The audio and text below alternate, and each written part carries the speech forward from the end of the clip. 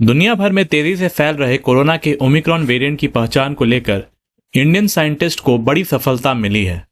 Indian council of medical research (ICMR) ने असम के डिब्रूगढ़ में एक कोविड टेस्ट किट तैयार किया है। इस किट से सिर्फ 2 घंटे के भीतर में नए ओमिक्रॉन वेरिएंट का पता लगाया जा सकता है। देश के कई राज्यों में ओमिक्रॉन के बढ़ते मामलों को देखते हुए यह किट काफी अहम साबित होगा। दुनिया में बढ़ते ओमिक्रॉन के खतरे को देखते हुए इसके बाजार में जल्द आने की उम्मीद जताई जा रही है। आइए हम जानते हैं कि भारत और दुनिया के अन्य देशों में ओमिक्रॉन को लेकर क्या हालात हैं, वे इससे निपटने के लिए किस तरह से तैयारी कर रहे हैं।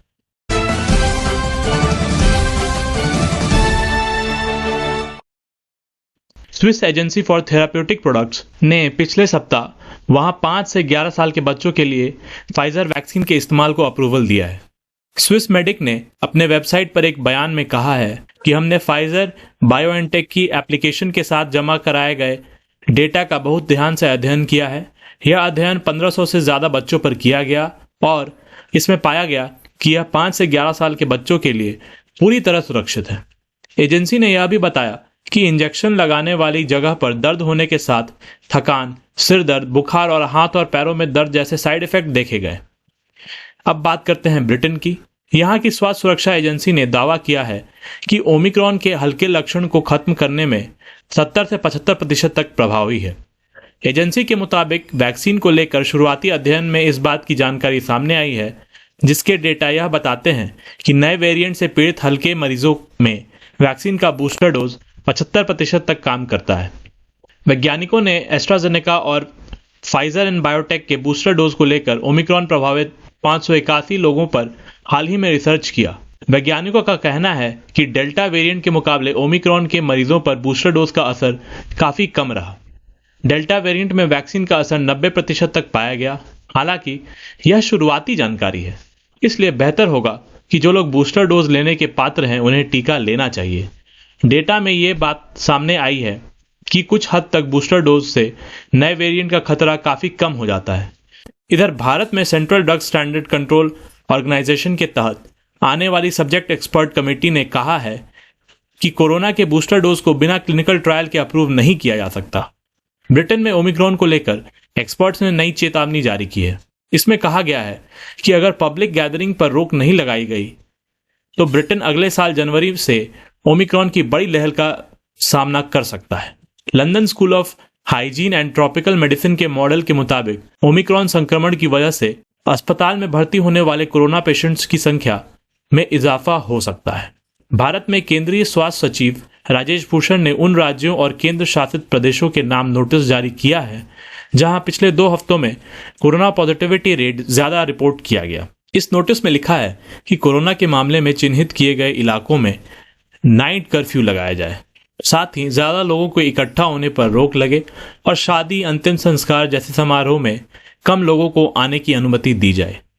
महाराष्ट्र के पुणे जिले के पिंपरी चिंचवाड़ में हाल ही में ओमिक्रॉन वेरिएंट से संक्रमित हुए 1.5 साल के बच्चे को अस्पताल से छुट्टी दे दी गई। शनिवार को बच्चे की कोविड रिपोर्ट नेगेटिव आई थी। इस इलाके में सामने आए 4 नए मरीजों में 3 साल का बच्चा भी शामिल है। मध्य प्रदेश में 24 घंटे में 15 नए कोरोना पॉजिटिव मिले हैं। सबसे ज्यादा 7 केस भोपाल में सामने आए हैं। इंदौर में 6 और रायसन में 2 संक्रमित मिले हैं। यहां अब भी एक्टिव मरीजों की संख्या 156 है। इससे पहले प्रदेश में 7 अगस्त को 156 एक्टिव मरीज थे, यानी 126 दिन बाद फिर एक्टिव मरीजों की संख्या 156 पहुंच गई है। यह चिंता की बात है। दिल्ली में भी ओमिक्रॉन का दूसरा मामला प्रकाश में आया है। उसने दक्षिण अफ्रीका की भी यात्रा की थी। इसके साथ ही देश में कोरोना के कुल 33 मामले हो गए हैं। ओमिक्रॉन के खतरे को देखते हुए तमिलनाडु के मदुरई में सार्वजनिक स्थानों में एंट्री लेने के लिए वैक्सीनेशन सर्टिफिकेट अनिवार्य किया गया है। सार्वजनिक स्थानों में बाजार, school, theatre, playground, restaurant, hotel, lodge, industries, factory, दुकानें, मंदिर और कमर्शियल एस्टैब्लिशमेंट शामिल हैं। यहाँ पब्लिक हेल्थ एक्ट 1939 के तहत कोरोना को संक्रामक रोग घोषित किया गया है। कनाडा की पब्लिक हेल्थ एजेंसी ने कहा है कि अगर ओमिक्रॉन के मामले तेजी से बढ़ते हैं तो जनवरी से पहले कोरोना के रोजाना केस 10,000 तक जा सकते हैं।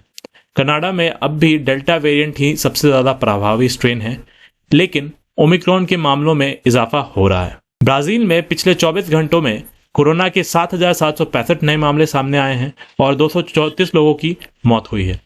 दक्षिण अमेरिकी देश में अब तक कोरोना के 2.21 करोड़ मामले दर्ज किए गए हैं। यहाँ कोरोना के चलते अब तक कुल 6.16 लाख लोगों की जान भी गई है। इन आंकड़ों से हमारा मकसद आपको डराना नहीं है, हम सिर्फ यही बताना चाहते हैं कि यदि अब भी सचेत नहीं हुए तो लॉकडाउन जैसे हालात दोबारा लौट आ सकते हैं। कोरोना की दूसरी लहर के दौरान हमने हर तरफ जो हाल देखा उससे भी बुरा हम आने वाले साल में देख सकते हैं। आपसे अपील है कि मास्क को अपनाएं, सोशल डिस्टेंसिंग का हर हाल में पालन करें। आज की न्यूज़ में बस इतना ही। अगर आपको ये वीडियो पसंद आया तो प्लीज़ इसे लाइक कर दें और हमारे चैनल को सब्सक्राइब करें। तो मिलते हैं अगली वीडियो में, तब तक के लिए धन्यवाद।